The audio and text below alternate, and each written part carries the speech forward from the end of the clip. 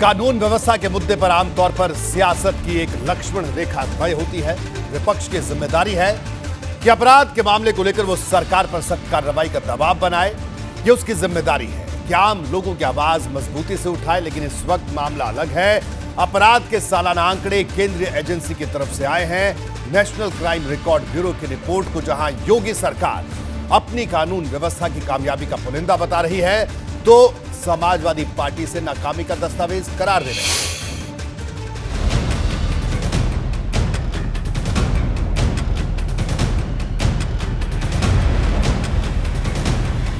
एक मजबूत और एक दमदार सरकार थी। भाइयों बहनों, जब मजबूत और दमदार सरकार होती है तो एक हाथ में विकास की छड़ी लेकर के चलती है और दूसरे हाथ में बुलडोजर भी साथ साथ चलता है।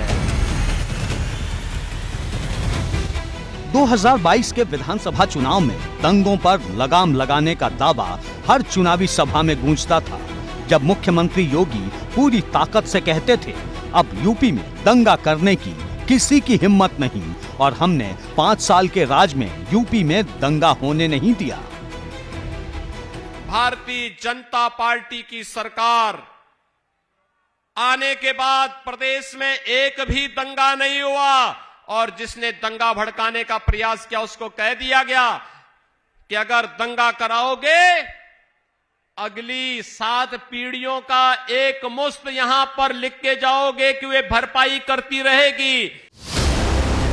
चुनावी सभाओं में योगी विरोधियों पर दंगाइयों को संरक्षण देने का खुलकर आरोप लगाते थे।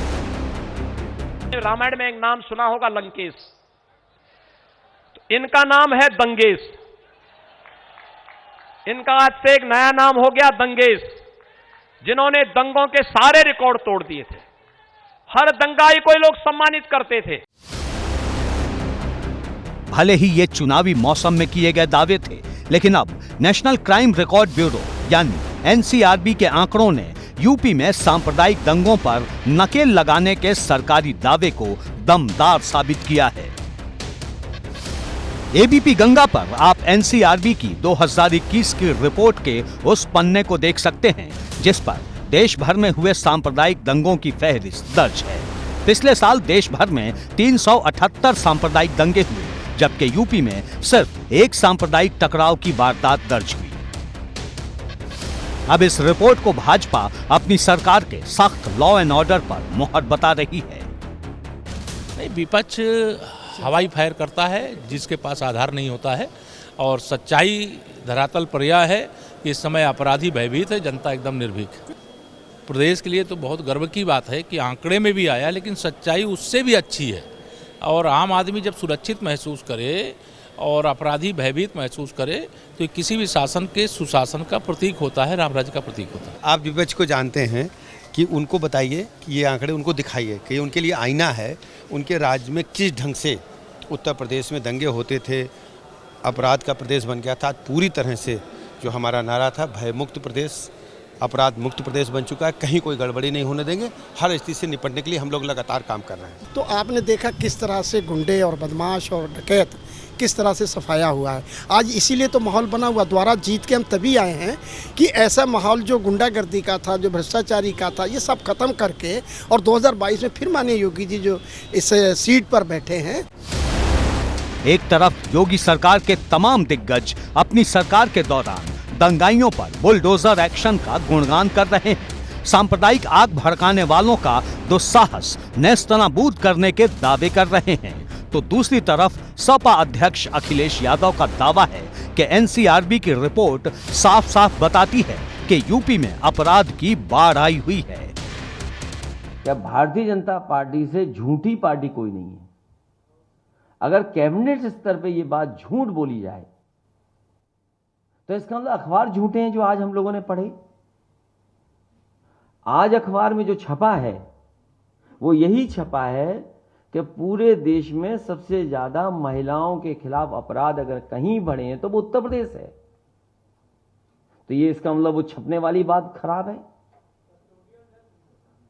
और न केवल ये, बल्कि और जितनी भी घटनाएं हो रही हैं उत्तर प्रदेश सबसे आगे दिखाई दे रहा है। भले अखिलेश यादव योगी सरकार पर आरोपों की बौछार कर रहे हैं, लेकिन इस बीच भाजपा नेता और मुलायम परिवार की बहू अपर्णा यादव योगी सरकार के लिए ढाल बनी नजर आ रही हैं। दावा है कि महिलाओं पर अत्याचार से लेकर तमाम अपराध योगी राज में तेजी से कम हुए। आदरणीय यशस्वी मुख्यमंत्री श्री योगी आदित्यनाथ जी की सरकार में कार्यकाल में इतना जो है गुंडे बदमाशों को डर अब है कि अगर उन लोगों ने इस तरीके का कोई भी अपराध किया, चाहे वो पॉस्को एक्ट के तहत हो, चाहे वो महिलाओं के डोमेस्टिक वायलेंस से लेकर के अगर उनके तरफ रेप जैसे भी क्राइम हो, तो उनको इस बात का डर है that they will be severely punished. Bhajpa दंगों पर नकेल की कामयाबी को अब बड़े पैमाने पर भुनाने में जुट गई है, तो विपक्ष की कोशिश उसकी मुहिम की हर तरह से हवा निकालने की है। इसलिए चुभने वाले तीर दागे जा रहे हैं। जब दंगाई सांप्रदायिक दंगा कराने वाले लोग सरकार में शामिल हो जाएं, तो स्वाभाविक है कि दंगे कम हो जाएंगे। लेकिन सरकार क्या एनसीआरबी की उस रिपोर्ट से पर बहस करेगी जिस पर है कि उत्तर प्रदेश में कस्टडी में सबसे ज्यादा मौतें हुई हैं? अब अगर आप वातावरण की बात कर रहे हैं, सौहार्दपूर्ण की लगे, तो रोजाना वीडियो वायरल हो रही है। कहीं किसी सत्ताधारी विधायक की हो रही है, कहीं किसी सांसद की हो रही है, कहीं किसी और की हो रही है। तथाकथित ऐसे लोगों की हो रही है जिन्होंने धर्म के चोले ओढ़ रखे। उत्तर प्रदेश की जनता से बताए कि हत्या के मामलों में उत्तर प्रदेश कैसे नंबर 1 हो गया। जहां तक दंगों का सवाल है, जब 2017 में भारतीय जनता पार्टी की सरकार बनी थी तो 20,000 मुकदमे वापस किए गए थे विधायकों पर, सांसदों पर, मंत्रियों पर, भाजपा के कार्यकर्ताओं पर। तो उनमें अधिकांश मुकदमे दंगा फैलाने और भड़काने के ही थे। साफ है कि दंगा मुक्त यूपी के भाजपा के दावे पर शुरू हुई ये जुबानी अब और आगे बढ़ने वाली है। एबीपी गंगा के लिए ब्यूरो रिपोर्ट।